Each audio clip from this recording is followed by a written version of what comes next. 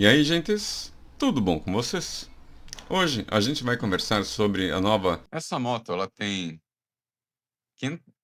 494 centímetros cúbicos, com 53,8 cavalos e 5,1 quilograma-força-metro de torque, tá? Com câmbio de 6 velocidades e embreagem assistida e deslizante. A, a suspensão dianteira invertida, monoamortecedor traseiro ajustável, ambos da KYB. O conjunto de freios utiliza discos duplos na dianteira e disco simples na traseira, sendo eles da Nissin, além de ABS Bosch e controle de tração. E dois modos de pilotagem, Road e Rain. É uma aventureira, tá? Ela tanto serve para estrada como também uma trilha leve, tá? Nada assim tipo rally, mas dá para se divertir um bocado numa trilhazinha, tá? É uma moto que ela vem com 54, quase 54 cavalos e 5 kg-força-metro de torque. Um excelente torque, tá? E realmente é legal para você pegar uma estrada, pegar uma trilha. Bom, ela está confirmada pela Volt Brasil para agora 2026. Muito provavelmente para o segundo semestre, tá? Eu acredito muito nessa data. Porque em todas as reportagens que eu vi sobre a Volt aqui no Brasil, ela está muito adiantada na homologação das motos. Inclusive a SR3, que também tem um vídeo aqui no canal, falando trazendo informação sobre o que os donos falam a respeito, além das especificações dela, logicamente, e o preço dela. Então, eu procurei o preço dela na Europa, o preço da DSX, tá? Na Europa, ela está variando de 5.392 a 6.187 euros.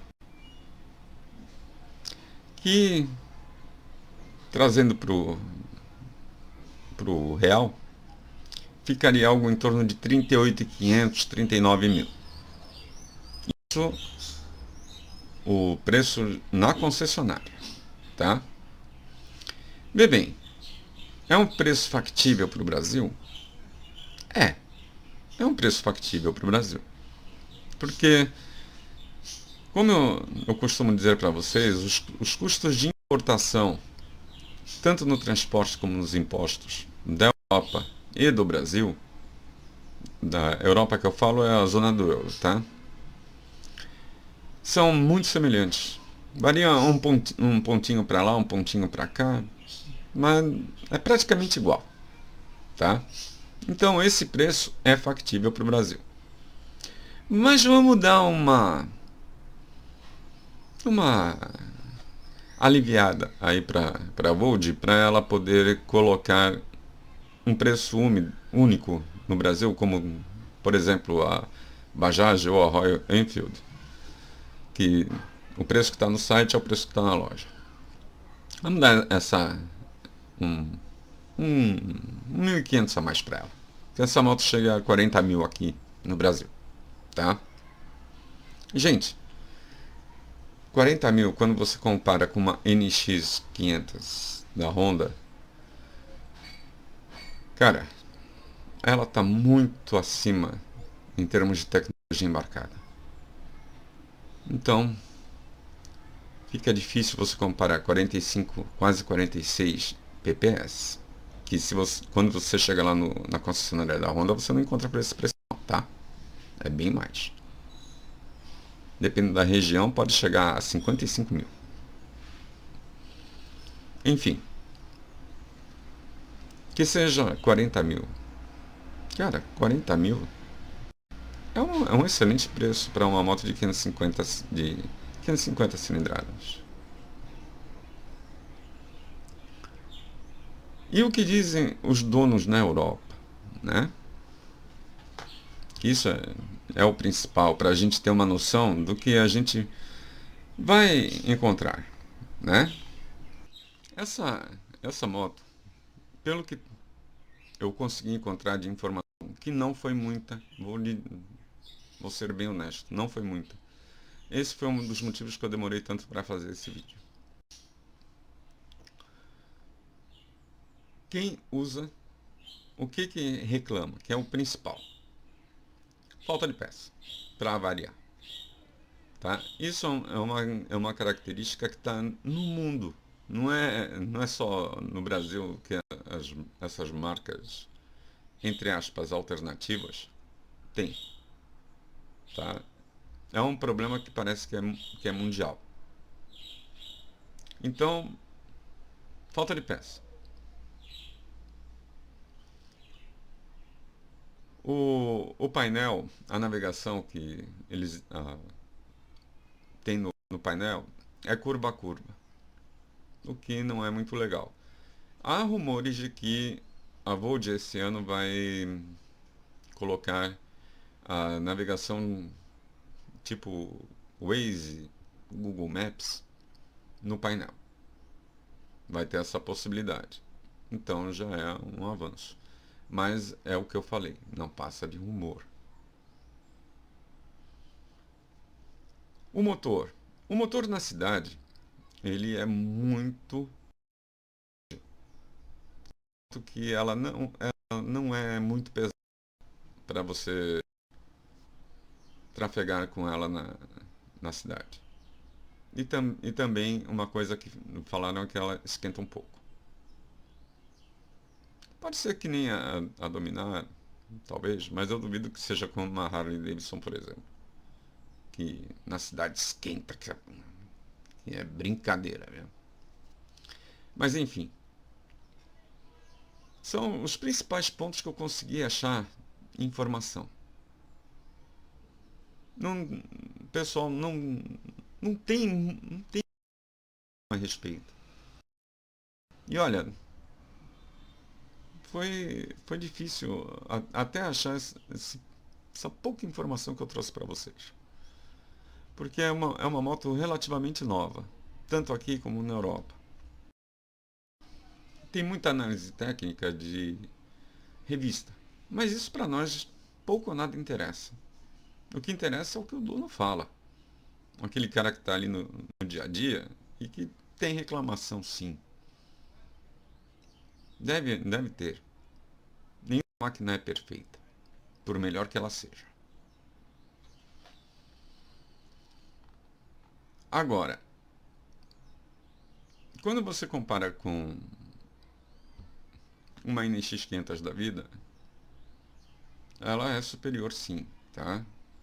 Tem os modos de tração, acelerador eletrônico, tem assim uma boa gama de equipamento e auxílios, tá? Tem modos de condução, o Eco e a altura do assento também é um pouco alta. 83 centímetros, mas tem banco rebaixado para nós baixinhos, que fica algo ali em torno de 80 centímetros, tá? Mas também é obrigado a mexer um pouco deixando ela um pouquinho mais dura para poder chegar nessa altura, tá? Isso foi uma coisa que foi comentada. Mas é aquela história. Baixinho é baixinho, né? A gente tem que se virar de algum jeito. E eu não gosto da dança da bundinha. Aliás, eu sou chato pra cacete com isso. Eu odeio a dança da bundinha. Uma coisa que foi muito bem comentada é que ela não é uma moto gastadora, tá? O tanque dela é de 16 16 litros, é isso? 16,5 litros. Então dá uma autonomia de mais ou menos 350 quilômetros. Não é uma moto gastadora, tá? E se a gente levantar um pouquinho o pulso, né? Dá para estender isso daí. Que aqui no Brasil a nossa gasolina ela costuma ter um rendimento melhor, porque tem um, algumas características de composição que melhora muito o poder calorífico dela. Então tem algumas coisas que para nós pode funcionar melhor. E eu acredito que esse consumo aqui deve melhorar. 16,5 litros para 350 quilômetros deve dar uma esticadinha nisso aqui para 380, 385, alguma coisa assim. E o principal, tá? Ela tem conforto, sim. Mas tem um detalhe: o para-brisa dela não é elétrico, é manual. E alguns donos, dependendo do tamanho da mão, reclamam que machuca na hora de você ajustar esse para-brisa. Característica da moto. Não vai ter muito que resolver com relação a isso, a não ser que coloquem um para-brisa com um levantamento elétrico. Então, não tem muito o que falar a respeito. Deixa eu ver mais aqui o que falam a respeito. Sim. Uma coisa que eu gosto muito nessa linha de moto. Que de série, ela já vem com uma câmera frontal em HD. Então, uma coisa que eu não vi no manual ainda, eu não peguei esse manual, porque ele tá... O melhor que eu consigo dele é em inglês, tá? Porque até no que está em português de Portugal não está muito claro como que é a transmissão dessa câmera aqui. Se ela faz pelo Bluetooth do painel ou se ela tem a conexão Bluetooth direto com o celular. Então é uma coisa que ainda falta ver. Mas é uma coisa que eu gosto muito. E a título de comparação, né? A iluminação é Full LED, a suspensão é da KYB, tá? Ou seja, não é uma porqueirazinha, não. É uma boa moto. E aí você fica pensando, vale a pena? Na minha opinião, de tudo que eu li a respeito dessa moto, ela vale muito a pena, sim. Por quê? Alcance 350 km, mesmo com gasolina europeia, é um bom alcance, tá? Daria para fazer o Chaco lá na Argentina sem grandes dores de cabeça.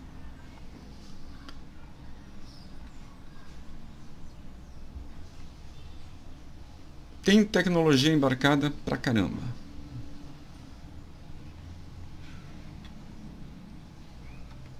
Então, a gente fica...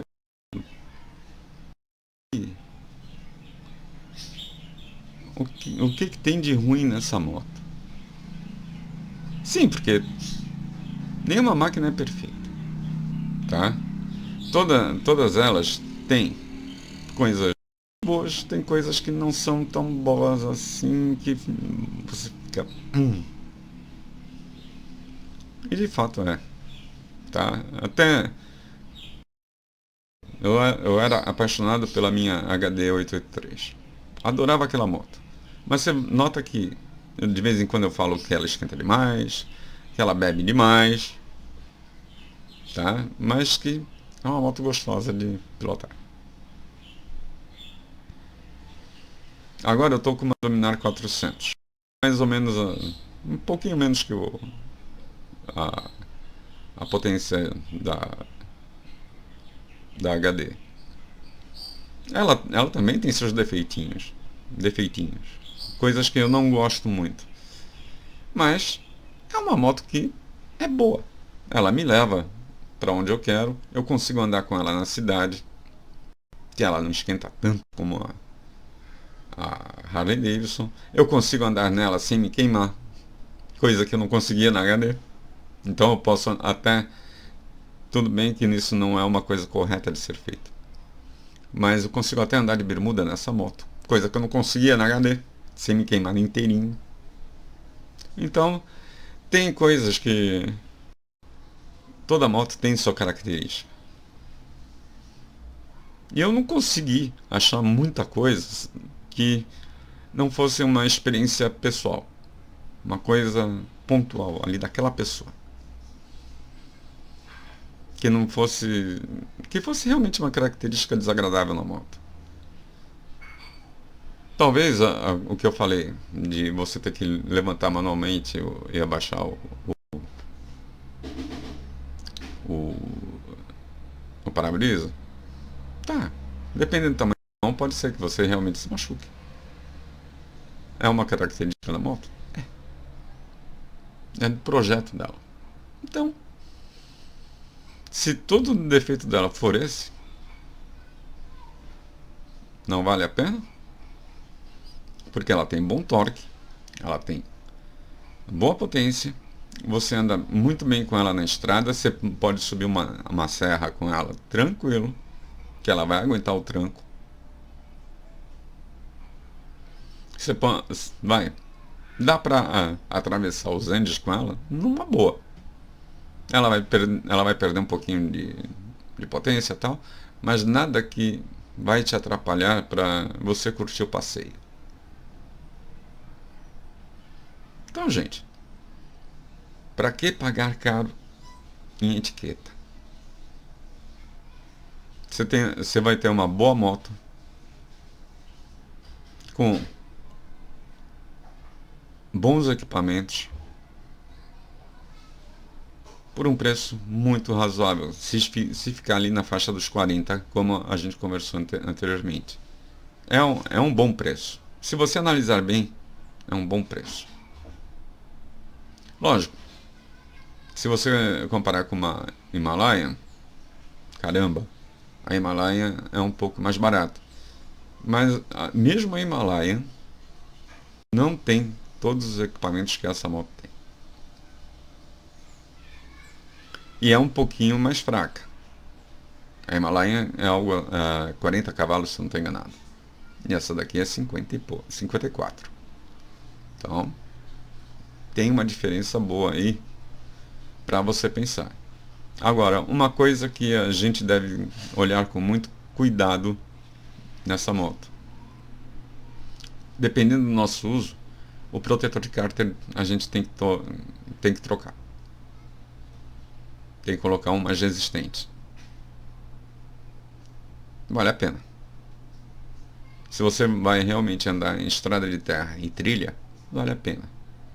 Agora, se você for andar basicamente em asfalto, uma estrada de terra leve, deixa como tá, na hora que estragar, troca. Então, eu acho que essa moto vale muito a pena. Vale a pena pensar bastante a respeito. Porque tem moto nova chegando da Royal Enfield de 750 cilindradas que deve ficar com um preço bem parecido ali na faixa até 50 mil, que serão motos de 750 cilindradas, então já sobe um pouco o preço, né? Então eu estou colocando uma margem bem folgada aí, de até 50 mil para essas motos. E é uma margem muito folgada. Eu acredito que vai ser bem menos que isso. Que vale a pena vocês compararem também. Porque a Himalayan 750, se não for um motor tão quadrado quanto é a 450, pode ser que ele chegue ali na faixa dos 60 a 65 cavalos. Aí é uma coisa que você tem que pensar bem. Que é preço por preço, equipamento por equipamento, a gente tem que analisar melhor. Mas de momento, essa é uma excelente moto para ser pensada na faixa das 500 cilindradas. Pensem bem a respeito disso. Gente, é isso aí por hoje, tá? Não esqueçam de deixar o seu like, não esqueçam de deixar a sua inscrição com o sininho ativado e principalmente o seu comentário. O que vocês acharam da DS 525X? Ela cabe no teu bolso se chegar na faixa dos 40? Vale a pena nessa faixa de 40 mil para uma moto que está chegando no Brasil agora?